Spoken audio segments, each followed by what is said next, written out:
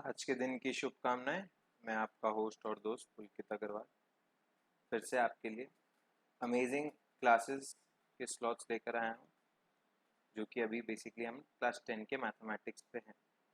ये आज का हमारा लास्ट पोर्शन है जिसमें हम लोग ट्रिगोनोमेट्री कंप्लीट कर देंगे। Excuse me. इंग्लिश का तो पूरा कंप्लीट हो चुका है, आप इंग्लिश का आनंद ले सकते हैं। हिंदी का आज आपका लास्ट वीडियो है। इसके बाद मैं दूसरे चैप्टर्स में जाऊँगा जो कि आपके लिए इम्पोर्टेंट होंगे। धीरे धीरे धीरे करके हम सारे चीज़ को कंप्लीट करेंगे। हमारे चैनल का नाम आप जानते ही हैं, टू ज्ञानम। यहाँ पे आप आइए, बेसिक नॉलेज अबाउट मैथमेटिक्स आपको जो घर बैठे बैठे मिल सकता है उसका आनंद उठाइए। बात करते हैं बाकी सब्जेक्ट्स के लिए। यहाँ पे बायो के भी क्लासेस होते हैं और धीरे धीरे हम लोग बाकी सब में भी शिफ्ट करेंगे। तो हम लोग का मेन कॉन्सेप्ट अभी ट्रिगोनोमेट्री चल रहा है और किताब हम एनसीईआरटी की मदद से कर रहे हैं। कुछ पीडीएफ मैंने ऐड किए हैं जो सम्स इम्पोर्टेंट है उनके लिए, जो एनसीईआरटी में मुझे नहीं दी। ठीक है। तो हाइट एंड डिस्टेंस का आज लास्ट पार्ट करेंगे जिसमें मैंने कुछ कुछ इंपॉर्टेंट सम्स मार्क किए हैं, तो आप वो देख सकते हैं। हमारे चैनल को लाइक, शेयर और सब्सक्राइब करना ना भूलें और सारे अपडेट्स के लिए। और बीच बीच में मैं थोड़े से गवर्नमेंट एग्जाम्स के लेके कैलकुलेशंस के ट्रिक्स भी दिखाता हूँ, वो भी आपको बीच बीच में दिखाते रहूँगा। तब तक के लिए आप क्लास 10 के नॉलेज को भी लीजिए, क्योंकि ये भी गवर्नमेंट एग्जाम में पूछे जा सकते हैं। ठीक है, बहुत सारे गवर्नमेंट एग्जाम में तो ट्रिगोनोमेट्री सिलेबस में भी होता है। सो चलिए डिस्कस करते हैं हाइट एंड डिस्टेंस का। सबसे पहला और इम्पॉर्टेंट क्वेश्चन जो है आपका हाइट एंड डिस्टेंस में, वो है आपका ये वाला पार्ट, क्वेश्चन नंबर 2। 9.1 एक्सरसाइज हम लोग सॉल्व कर रहे हैं आज। So a tree breaks due to a storm and the broken part bends so that the top of the tree touches the ground making an angle। एक पेड़ की शाखा आंधी तूफान से टूट के जमीन को छू जाती है और छूने के बाद वो पेड़ से अलग नहीं होती है। तो कहने का मतलब, अगर ये आपका पेड़ है, आपको डायग्राम दिख रहा होगा, ये आपका पेड़ है, जमीन से लगा हुआ है, यहाँ से टूट के इस तरीके से गिर गया। जब ये इस तरीके से गिर गया तो ये इधर से जुड़ा रह गया। तो हम लोग क्या करेंगे, हम लोग एक छोटा सा काम करेंगे, ऊपर वाले पार्ट को थोड़ा डिफरेंट स्टाइल में बनाएंगे। कैसे बनाएंगे, डॉट डॉट करके, दिखाने के लिए कि ये वाला हिस्सा एक्चुअली में है नहीं, समझने के लिए मैंने बनाया। A tree breaks due to storm and the broken part bends so that the top of the tree touches the ground making an angle of 30 degree. कितना एंगल बना रहा है, 30 डिग्री। किससे बना रहा है, ग्राउंड से। The distance between the foot of the tree to the point where the top touches the ground is 8 metre. Foot of the tree मतलब उसका पैर, जहाँ पे वो खड़ा है, और जहाँ पे उसका टूटा हुआ हिस्सा टच कर रहा है, उन दोनों के बीच का डिस्टेंस कितना है, 8 मीटर है। कितना दे रखा है, 8 metre. Find the height of the tree. अपने को क्या निकालना है, ये पूरा निकालना है। सो अगर आप ध्यान दें, ये वाला पार्ट निकालना होगा और ये वाला पार्ट निकालना होगा। तो इस ट्राइंगल को हम लोग नाम दे देते हैं ABC, और ये हो जाएगा आपका BD ट्री हो जाएगा। Let BD be the tree. थोड़ा सा लैंग्वेज आपको लिखना होता है, ध्यान रखिएगा। बोर्ड के एग्जाम में अगर थोड़ा सा भी लैंग्वेज मिस करते हैं, टीचर इसके लिए मार्क्स काट सकते हैं। BD be the tree, BA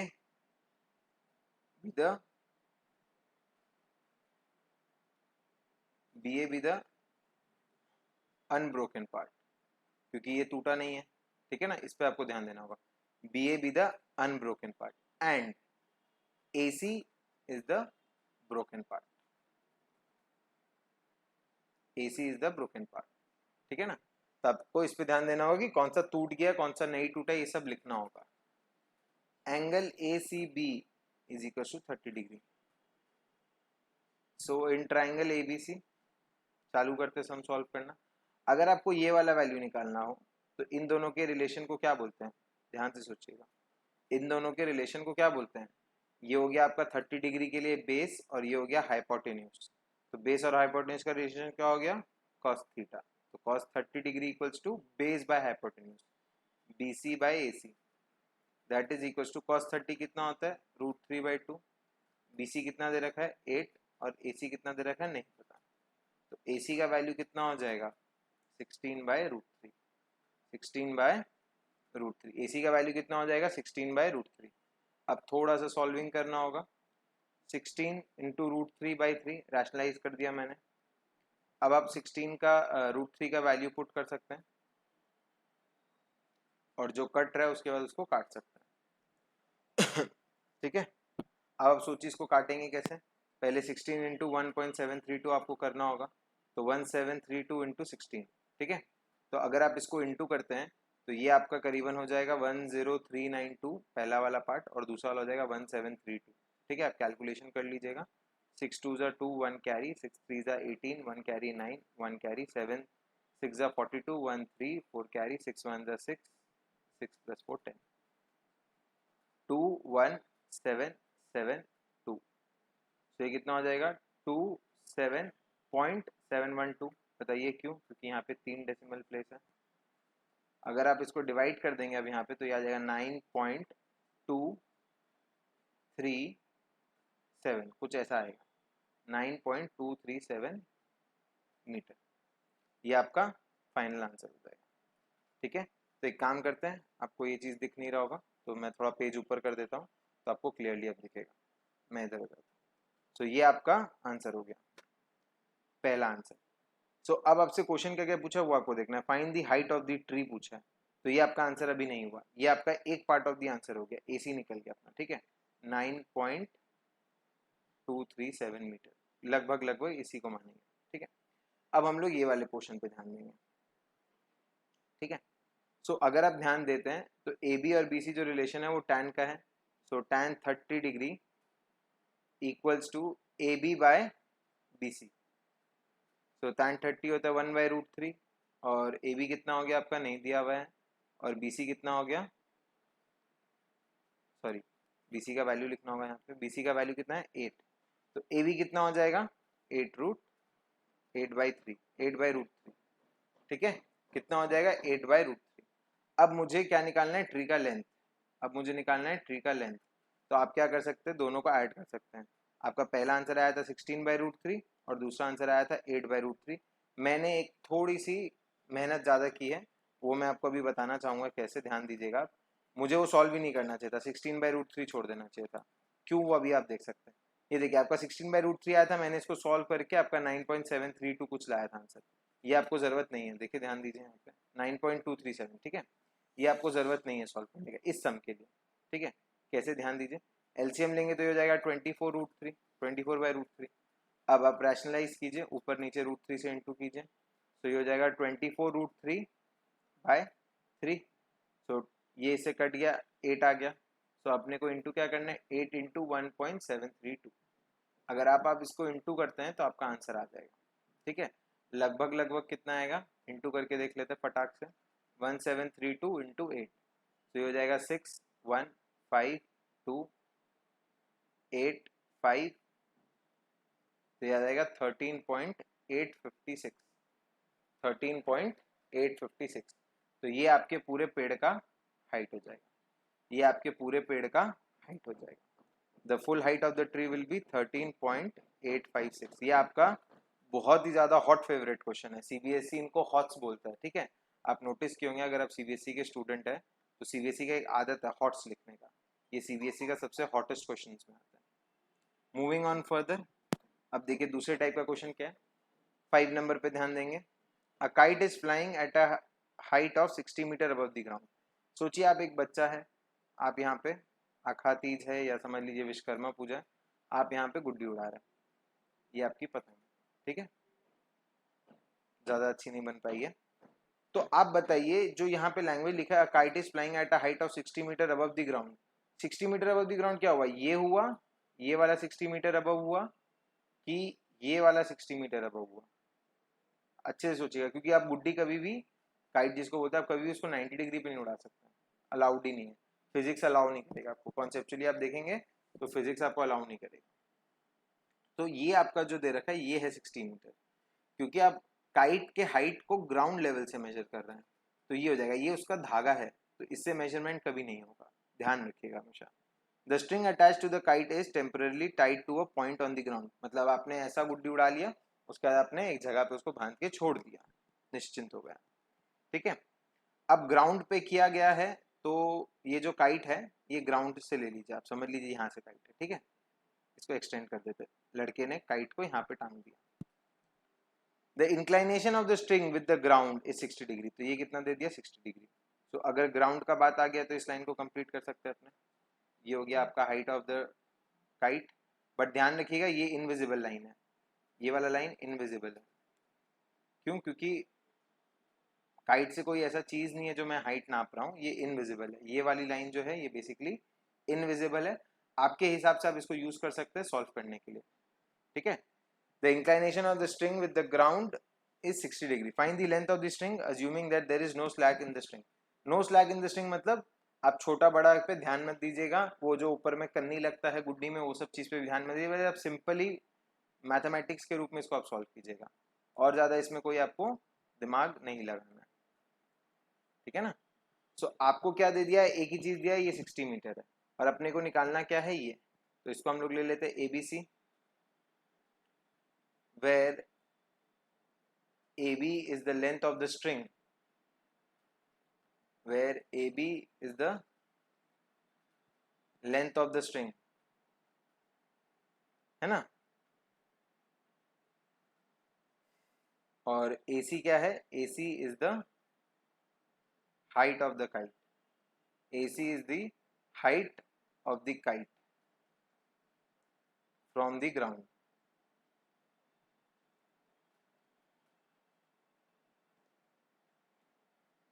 ठीक है। तो ये आपको हमेशा लिखना ही होगा, ध्यान रखिएगा। अब आपको देखना है कि ये जो 60 है और ये है, इसके हिसाब से ये है परपेंडिकुलर और ये है आपका बेस हाइपोटेन्यूज।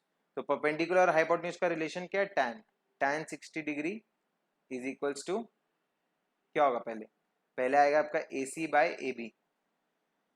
तो tan 60 कितना होता है √3, AC कितना दे रखा है 60, और AB कितना दे रखा है नहीं पता, तो इसको हम x ले सकते हैं। तो x इक्वल्स टू कितना हो जाएगा 60 by √3, that is equals to 20 √3, that is equals to 20 into 1.732। अगर आप इंटू करते हैं तो ये आएगा 34.64 मीटर। ये आपका हाइट ऑफ द स्ट्रिंग हो जाएगा, लेंथ ऑफ द स्ट्रिंग हो जाएगा, ठीक है।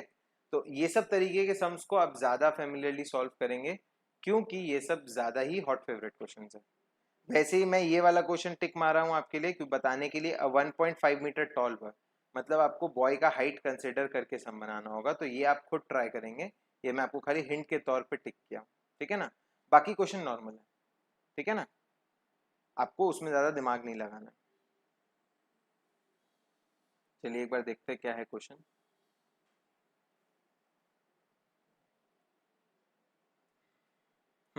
A 1.5 meter tall boy is standing at some distance from a 30 meter tall building. The angle of elevation from his eyes to the top of the building increases from 30 degree to 60 degree as he walks towards the building. Find the distance he walked towards the building. चलिए ये question अच्छा है, इसको solve करते हैं। ऐसा type question थोड़ा tricky होता है, ठीक है। इस चीज को आप थोड़ा इग्नोर करें कि ये बच्चा 1.5 मीटर का, बट इसका यूज सबसे ज्यादा है, ठीक है ना। तो यहाँ पे ना एक ऐसा डायग्राम बना लीजिए जिसमें 1.5 मीटर स्टैग्नेंट है, क्योंकि ये जब चलेगा तो ऐसा थोड़ी ना ये थोड़ा सा लंबा हो जाएगा फिर नाटा हो जाएगा फिर नाटा हो जाएगा फिर लंबा, ऐसा तो कुछ है नहीं। तो इसको आप इग्नोर कीजिएगा, बस खाली एक पेडिस्टल बना के रखिएगा 1.5 मीटर का, ठीक है। ये क्या कह रहा है, 30 मीटर टॉल बिल्डिंग है, बिल्डिंग का हाइट कितना 30 मीटर है, ठीक है। आगे पढ़ते हैं क्वेश्चन को। The angle of elevation from his eyes to the top of the building increases from 30 degree to 60 degree। मैंने आपको पहले ही बोला था, जब आप कोई स्ट्रेट चीज से दूर है तो वो 30 मतलब कम होगा एंगल में, और जब आप उस स्ट्रेट लाइन के करीब जाते जाएंगे तो वो धीरे धीरे बढ़ते जाएगा, ठीक है ना। मैंने जानबूझ के इधर तक बनाया है, क्यों, क्योंकि ये नीचे नहीं जाएगा, क्योंकि आपने जमीन को नहीं देख रहे हैं, एक आदमी अपना आंख यहाँ से देख रहा है, इसीलिए आपका ये अलग ही रहेगा। ये थोड़ा सा अनइक्वल बना है मुझसे, बट ये इक्वल है, ठीक है ना।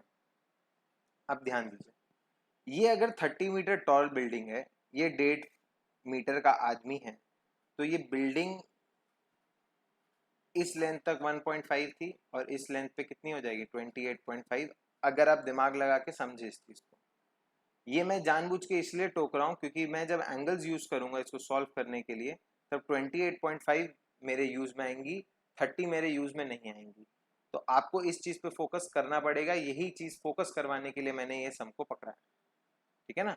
ये आप यहाँ पे देख सकते हैं 1.5 लिखा हुआ है, तो आपको उस चीज पे थोड़ा फोकस करना होगा, ठीक है। बहुत इंपॉर्टेंट चीज है ये।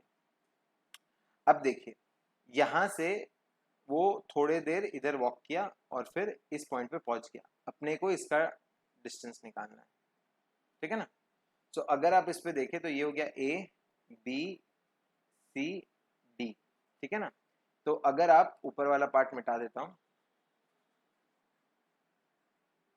ये देखिए अगर आप ध्यान से देखते हैं इन ट्राइंगल एबीसी, ठीक है ना। तो ट्राइंगल एबीसी में मुझे किसका मदद चाहिए, बेस का, ठीक है ना। तो ये हो जाएगा आपका बीसी का, ठीक है। और ये हो गया आपका एसी, ये हो गया आपका परपेंडिकुलर। तो आपको बेस और परपेंडिकुलर का काम है, तो बेस और परपेंडिकुलर क्या हो गया, tan theta, tan 30 degree, tan 30 degree is equals to AC by BC। tan 30 equals to 1/√3 equals to 28.5 by BC। तो BC कितना लेंथ का हो जाएगा, 28.5√3। पिछले सम के हिसाब से गलती नहीं करेंगे, इसको ऐसे ही छोड़ देंगे एक बार के लिए, ठीक है। अब आते हैं ट्राइंगल ADC में। ट्राइंगल ADC में भी वही चीज है, क्या, tan 60 degree AC by CD। tan 60 कितना होता है, √3, AC का वैल्यू कितना है 28.5 डिवाइडेड बाई CD। तो CD कितना के बराबर हो जाएगा, 28.5 बाय √3, ठीक है ना, 28.5 बाय √3। अब देखिए अब आपको यहाँ पे थोड़ा फोकस करना है जो कि नीचे वाले पोर्शन पर। आपका BC का लेंथ है 28.5 √3 और CD का लेंथ है 28.5 बाय √3। आपको लेंथ किसका चाहिए, BD का। तो BD मतलब क्या हो गया, BC minus CD, basic geometry हम लोग यहाँ पे यूज करेंगे, यही चीज के लिए मैं आपको फोकस करने बोल रहा था। तो ये हो जाएगा आपका 28.5, कॉमन ले लीजिए, ये हो जाएगा √3 माइनस 1/√3। आई थिंक सो आपको ये चीज अब शो नहीं हो रहा होगा, तो थोड़ा सा स्पेस बनाना होगा, इस साइड में भी स्पेस नहीं है तो आप एक बार ऐसे देख सकते हैं, रुकिए मैं इस साइड हो जाता हूँ। ये देखिए √3 माइनस 1/√3, ये आपका बहुत इंपॉर्टेंट चीज है, ठीक है ना, √3 माइनस 1/√3, ठीक है।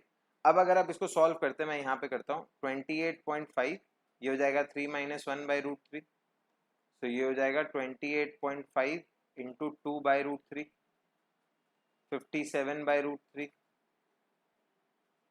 ये हो जाएगा 57√3/3 रैशनलाइज करने पे, तो आंसर हो जाएगा आपका 19√3। तो ये कितना डिस्टेंस चल गया, 19√3। बट ऑब्वियसली आप भी ये सोचेंगे कि 19√3 मैं कैसे लिख सकता हूँ ऐसे, है ना। तो ये कितना चलेगा, 19√3 इसका यहाँ पे पर्टिकुलर आंसर हो जाएगा। अब √3 का वैल्यू यूज करने बोला नहीं है, बट आप यूज करेंगे 1.73 से इंटू करके आंसर निकाल लेंगे, ठीक है। तो इस टाइप के क्वेश्चन से थोड़े फेमिलियर आपको होना जरूरी है, वरना आप आगे प्रोसीड नहीं कर पाएंगे, ठीक है। मूविंग ऑन फर्दर, यहाँ पे मैं एक काम करता हूँ, एक एक्स्ट्रा पेज ऐड अप कर देता हूँ ताकि मुझे और 2 सम सॉल्व करने हैं तो थोड़े से इजी हो जाएंगे सॉल्व करने के लिए। ये देखिए आगे आपका पेज, क्वेश्चन नंबर 9 सॉल्व करते हैं। The angle of elevation of the top of a building from the foot of the tower is 30 degree. The angle of elevation of the top of a building from the foot of a tower is 30 degree.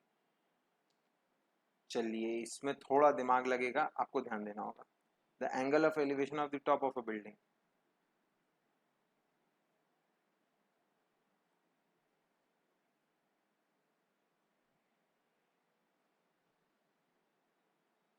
ठीक है। ये आपका diagram थोड़ा सा, अब देखिए मैं ऐसा क्यों बनाया हूं। The angle of elevation of the top of a building from the foot of the tower is 30 degree and the angle of elevation of the top of the tower from the foot of the building is 60 degree. If the tower is 50 meter high, find the height of the building. चलिए अब आपका सबसे बड़ा question आता है कि लंबा कौन है, टावर है कि बिल्डिंग है, ठीक है। सो हम लोग थोड़ा इस पे ध्यान लगाएंगे और फोकस करेंगे कि कौन सा लंबा हो सकता है।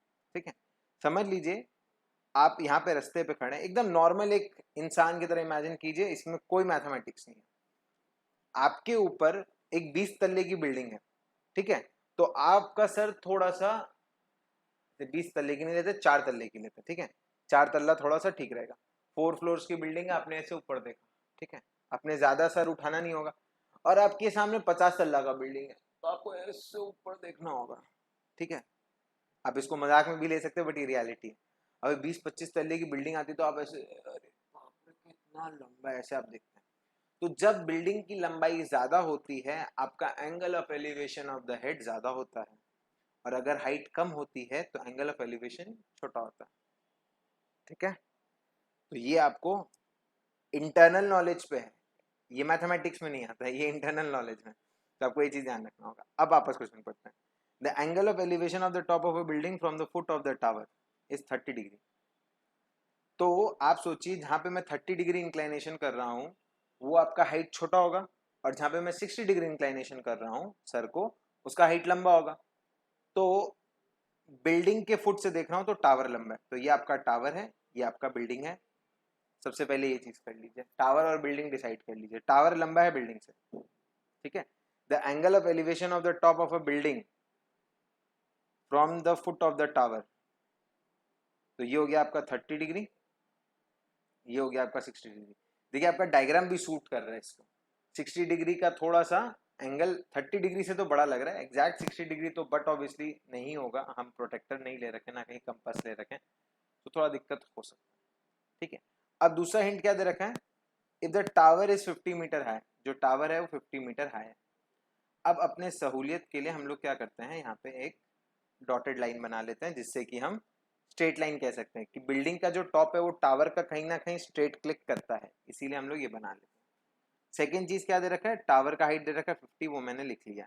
Find the height of the building, मुझे ये निकालना है, तो फटाफट इसको नंबरिंग कर लेते हैं। ये हो गया ABC और ये हो गया ATC।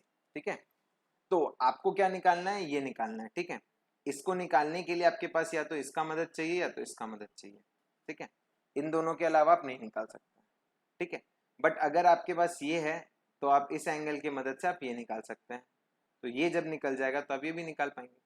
ठीक है, और मैं आपको एक और क्वेश्चन इसमें ऐड ऑन कराऊंगा, पहले ये वाला पार्ट कर लेते हैं। ठीक है, सो पहला ट्राइंगल कौन सा यूज होगा, ट्राइंगल ATC। आपको लिखना होगा AT is the tower,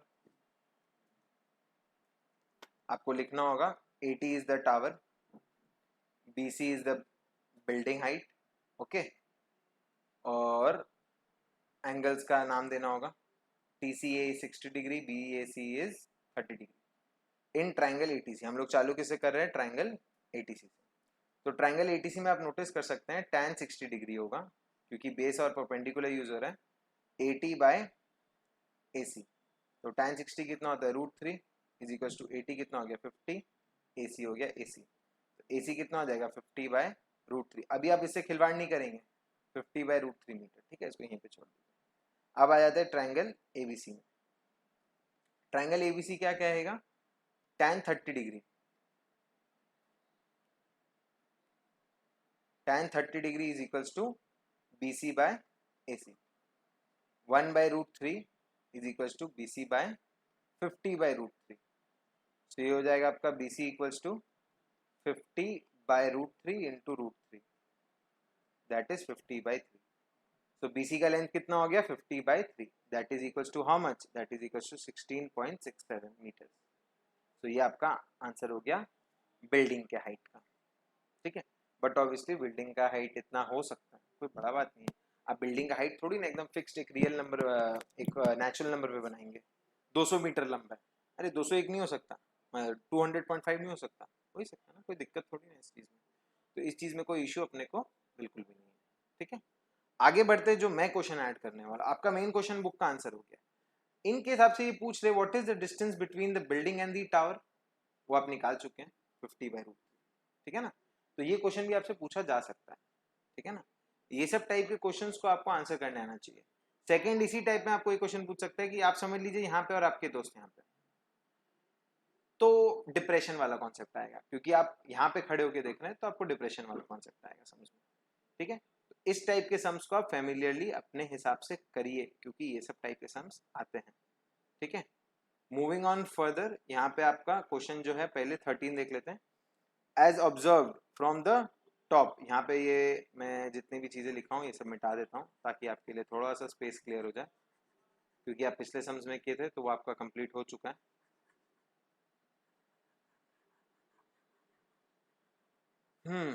moving on further, ये देखिए, as observe from the top of a 75 metre high lighthouse from the sea level.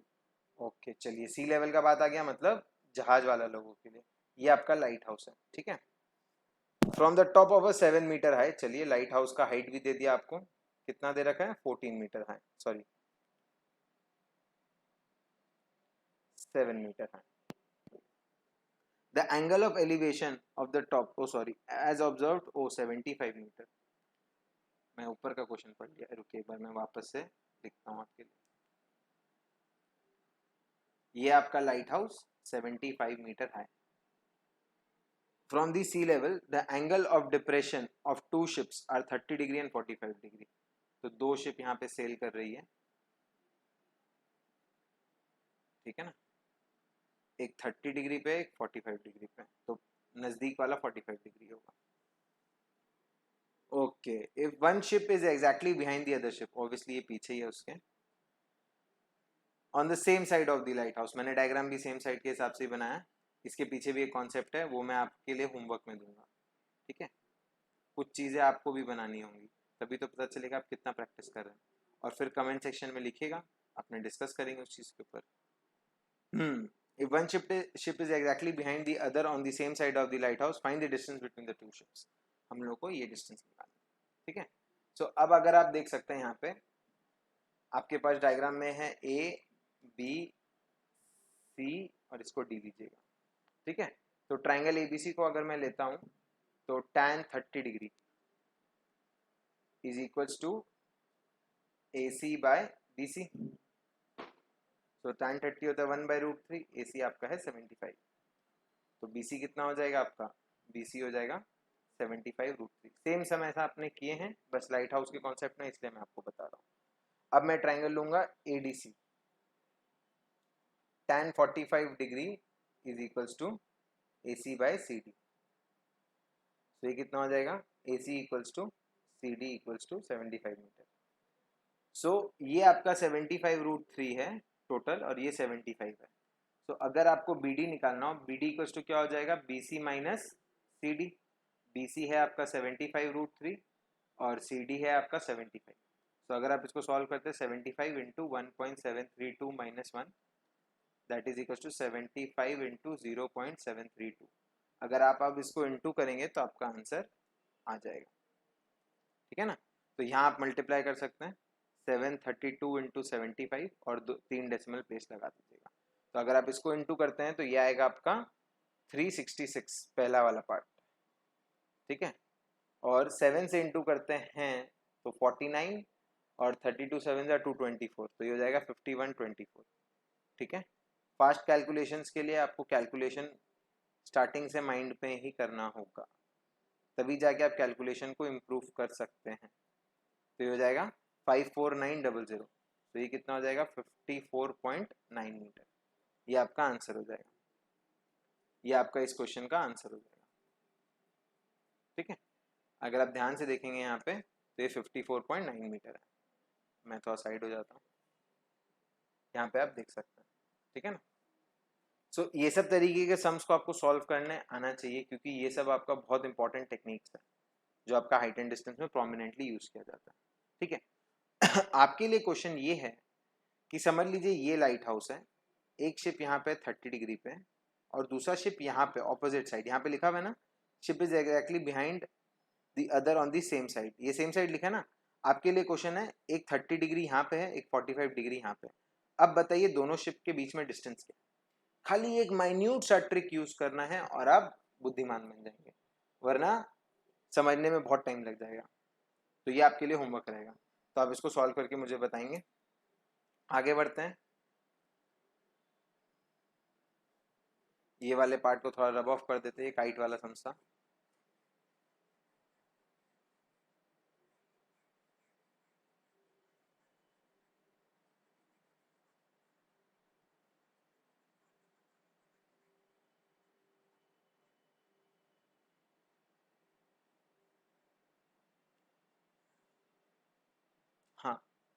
ये देखिए, एक काम करते हैं, ये वाले टाइप का सम को मैं अपने वाले सम से मर्ज कर देता हूँ, ठीक है। दोनों सेम ही चीज है, उसमें कॉन्सेप्चुअली डिफरेंट चीज पूछा है, इसमें भी थोड़ा डिफरेंट चीज पूछा है। एक बार पढ़ लेते हैं आपके लिए। अ 1.2 मीटर टॉल गर्ल, ठीक है, एक 1.2 मीटर टॉल गर्ल है, ठीक है, spots a balloon, air balloon को देखी, यहाँ पे एक हॉट एयर बलून है, मूवी वगैरह में आपने देखा होगा, moving with the wind in a horizontal line at a height of 88.2 metre. तो ये आपका कितना, ये आपका हाइट कितना है, 88.2 मीटर। थोड़ा सा ये सब चीज पे आप ध्यान दीजिएगा, ये देखिए, ये ही चीज पे आपको ध्यान देना है, ये है आपका 88.2 metre. The angle of elevation, देखिए मूविंग, तो ये मूव कर रहा है बलून ना, बलून तो स्टैग्नेंट नहीं हो सकता कभी भी हवा पे, वो मूव करते रहेगा, वो टहलते टहलते टहलते टहलते टहलते टहलते कुछ यहाँ पे पहुंच गया और एकदम हॉरिजॉन्टली पहुंचा है, इसका मतलब इसका हाइट भी 88.2 मीटर ही होगा।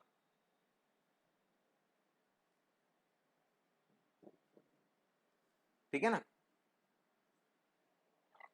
The angle of elevation of the balloon from the eyes of the girl at any instant is 60 degree.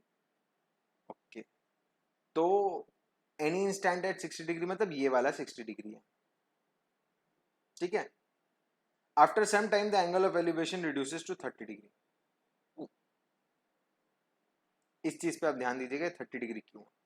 आपके आंख के सामने एक बलून दिख रहा है, तो आप उसको ऐसे देख रहे हैं, थोड़ा देर बाद बलून उस तरफ चला गया, तो आपका नजर धीरे धीरे नीचे होते जाएगा, वो जितना दूर जाएगा आपका नजर नीचे होते जाएगा।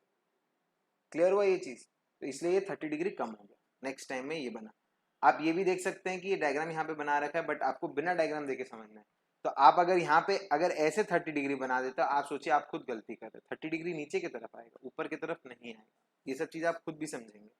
Find the distance travelled by the balloon during the interval, मतलब हम लोग को क्या निकालना है, ये डिस्टेंस निकालना है, ठीक है। और दूसरा चीज, यहाँ पे आप 88 नहीं लिखेंगे, यहाँ पे आप 87 लिखेंगे, ये आपका 1.2 आपको ध्यान रखना होगा। तो ये टाइप के क्वेश्चन मैंने डिस्कस कर चुके हैं, पीछे पेज में आप देख सकते हैं। यहाँ पे ये जो माइनस वाला पार्ट था, जो माइनस करने वाला था, इसमें भी आपको माइनस करना है। क्या करना है, पहले आपको 60 डिग्री यूज करके इसका लेंथ निकालना है, ठीक है। 60 डिग्री यूज करके आप ये वाला लेंथ से आप ये वाला लेंथ निकाल पाएंगे, फिर 30 डिग्री यूज करके आप पूरे का लेंथ निकाल पाएंगे, दोनों को माइनस कर देंगे तो ये आंसर आ जाएगा, ठीक है। तो ये आपके लिए होमवर्क में रहेगा 14 नंबर, बट आप जरूर करेंगे, बाकी सब भी करेंगे, बट ये सब सम पे थोड़ा ज्यादा फोकस रखेंगे। आते हैं इस सम पे, जो एरोप्लेन वाला है, ये वीआईपी क्वेश्चन है, ये वेरी वेरी हॉट है, ठीक है ना, क्योंकि इसमें आपका स्पीड, डिस्टेंस और टाइम भी परख लिया जाता है, ठीक है। तो मैं एक काम करता हूँ, डायग्राम इस साइड बना लेता हूँ, सोल्यूशन इस साइड करता हूँ, ठीक है। The angle of elevation of the jet plane from a point A on the ground is 60 degree. ये आपका जेट प्लेन है, थोड़ा सा अच्छा मैं बना पाऊँ तो और अच्छा बात है, ठीक है। From the ground is 60 degree, तो ये आपका जेट प्लेन उड़ रहा है, यहाँ पे आप खड़े हैं, आपने पॉइंट से देखा 60 डिग्री है जेट प्लेन का inclination. After a flight of 15 second, 15 second तक ये मस्त स्पीड में उड़ रहा था, और ये उड़ते उड़ते यहाँ पहुंच गया। अब मैंने इसका नक्शा थोड़ा अच्छा बना दिया। The angle of elevation changes from 60 degree to 30 degree, मतलब आप सोच रहे हैं, मैंने जो बलून वाला एग्जांपल दिया उसमें ही आपका ये वाला कॉन्सेप्ट भी क्लियर हो जाएगा, तो आपको ज्यादा चिंता नहीं करना होगा, ठीक है। जेट प्लेन उड़ के यहाँ पे आ गया।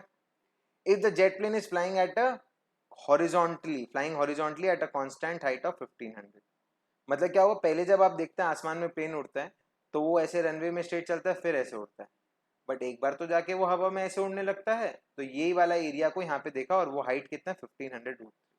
तो फटाफट इसे मेंशन कर लेते, A B C D B E, ठीक है। तो ये आपका थोड़ा सा कॉन्सेप्चुअली क्लियर डायग्राम हो गया, ठीक है। तो अब यहाँ पे जो स्पीड वाला काम है ना, वो आपका पिछले वाले क्वेश्चन से थोड़ा सा ज्यादा यूनिक हो जाता है, इस कारण आपका दोनों क्वेश्चन अल्टीमेटली कवर हो जाता है इसमें, इसीलिए मैं वो वाला क्वेश्चन को स्किप करके इसमें आ गया। अब अगर आप ध्यान से देखते हैं, तो सबसे पहले हम क्या निकाल सकते हैं, एबीसी ट्राइंगल में चलते हैं। ट्राइंगल एबीसी में देखते हैं क्या है, tan 60 degree is equals to AC by BC। तो tan 60 हो गया √3, AC हो गया 1500 √3, तो BC निकल जाएगा हमारा, √3 कट गया तो BC का वैल्यू कितना हो गया 1500। मार्क करके रखिए, इंपॉर्टेंट है। अब इस पार्ट में अगर आप आते हैं ट्राइंगल BED में, बेड में, ठीक है, tan 30 degree is equals to DE by BE। तो tan 30 1/√3 होता है। DE आपका सेम रहेगा क्योंकि कांस्टेंट हॉरिजॉन्टली फ्लाई कर रहा है प्लेन, तो आपका BE निकल जाएगा। तो BE कितना आएगा 1500 √3 इंटू √3, तो ये कितना हो जाएगा 4500 मीटर। तो ये आपका हो गया दूसरा आंसर। सो अब हमको निकालना क्या है, ये स्पीड निकालना है। व्हाट इज द स्पीड, मतलब ये 15 सेकंड में उड़ के यहाँ पहुंच गया, तो अगर मैं इसका डिस्टेंस निकाल लूँ तो मेरे पास कुछ हेल्प हो जाएगा। तो इसका डिस्टेंस मतलब किसका डिस्टेंस हो गया, CE का। तो CE का डिस्टेंस कितना हो जाएगा BE minus BC, that is 4500 minus 1500, that is equal to 3000। ठीक है, यहाँ तक आप पहले कॉन्सेप्ट को क्लियर कर लीजिए कि 3000 तक आपको समझ में आया कि मैंने क्या किया, मैंने इसका डिस्टेंस निकाला माइनस इसका डिस्टेंस कर दिया, तो मुझे ये मिल गया, और ये इसके बराबर है, तो ये 3000 मीटर हो गया। अब मुझे क्या करना है, मुझे निकालना है स्पीड। तो स्पीड का वैल्यू क्या होता है, distance by time. Distance by time होता है स्पीड। क्लियर है ये कॉन्सेप्ट।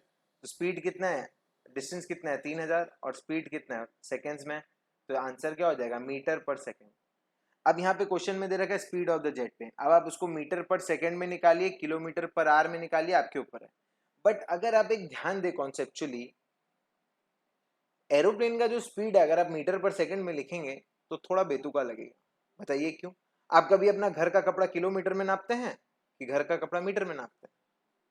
घर का कपड़ा आप मीटर में नापते हैं, तो आप ऐसे लिखेंगे मैं 0.2 किलोमीटर कपड़ा पहनता हूँ, थोड़ा सा बेतुका नहीं लगेगा? तो आपको कभी कभी ये चीज पे भी फोकस करना होगा कि आप उसका आंसर किस तरीके से लिख रहे हैं और कितना फीजेबल है।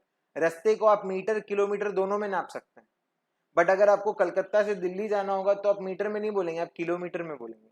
बट आपको कलकत्ता में कहीं जाना होगा तो आप मीटर और किलोमीटर दोनों यूज कर सकते हैं।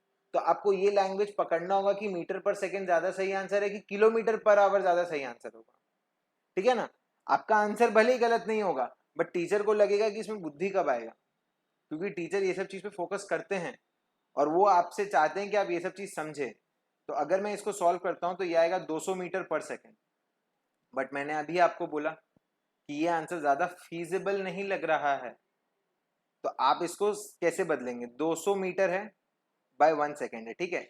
मीटर पर सेकेंड का मतलब यही होता है, 200 हो गया मीटर के पास, सेकेंड के पास हो गया 1, तो आप दोनों जगह किससे इंटू कर दीजिए, 60 से इंटू कर दीजिए। ये एकदम बचपना वाला काम कर रहा है।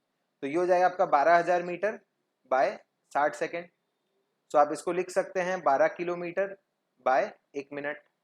बट अभी भी आपका काम खत्म नहीं हुआ, अब इसको फिर आप किससे इंटू करेंगे, 60 से, तो ये आपका हो जाएगा 60 मिनट, ठीक है ना। और ये आपका हो जाएगा 12 इंटू 60 किलोमीटर, तो ये कितना हो जाएगा 720 किलोमीटर बाय 1 घंटा। सो आपका काम कंप्लीट हो गया, mission complete, 720 kilometre bye per hour. मतलब प्लेन का जो स्पीड है वो कितना है, 720 किलोमीटर पर आवर। तो अब आप सोचिए कि ये आंसर ज्यादा सही है, अब आप सोचिए कि ये वाला आंसर ज्यादा सही है कि ये वाला आंसर ज्यादा सही है। आपको जवाब अगर ये आंसर सही लगता है तो आप लिखिए, बट आपका 2 मार्क्स तो मिनिमम कट ही जाएगा। टीचर इस पे, बोर्ड्स के टीचर मार्क्स काटेंगे। क्यों, क्योंकि आप क्लास 10 में होकर ये चीज नहीं समझ पा रहे कि आप प्लेन का जो स्पीड है वो किलोमीटर में चेक करेंगे कि मीटर में चेक करेंगे। ठीक है ना, थोड़ा सा बेतुका। साइकिल का स्पीड आप मीटर में चेक कर सकते हैं, ठीक है ना। मैं 1 किलो, मैं 1000, मैं 800 मीटर चला इतने मिनट में, ठीक है, लॉजिकल लगता है, सेकेंड्स में चला। बट गाड़ी का स्पीड हो गया, प्लेन का स्पीड हो गया, ट्रेन का स्पीड हो गया, ये सब आप किलोमीटर पर आवर पे चेक करते हैं, सेकेंड्स में चेक नहीं करते। ठीक है ना। तो ये सब चीज क्या होता है ना, यूनिट जब लिखते हैं ना, थोड़ा सा इंटेलिजेंटली आपको बिहेव करना होगा, वरना ये चीज आपका मार खा जाएगा। सो मैं आशा करता हूँ आपको आज का क्लास समझ में आया होगा। लाइक शेयर सब्सक्राइब करना कभी भी ना भूलें। हमारे वीडियो को देखने के लिए आपका बहुत बहुत धन्यवाद। आगे भी इसे देखते रहिए और आपका प्यार हमारे लिए बहुत बहुत बहुत योगदान प्रदान करेगा। चलिए आज के लिए अलविदा लेते हैं, मिलते हैं नेक्स्ट क्लास में नए चैप्टर के साथ। तब तक आप ट्रिगोनोमेट्री पूरा ब्रश अप कर लीजिए और अपने आप को पूरा फिट कर लीजिए। क्लास 10 की ट्रिगोनोमेट्री के सारे कॉन्सेप्ट्स यहाँ पे क्लियर हो चुके हैं। शुभ रात्रि, शब्बा खैर, सायोनारा।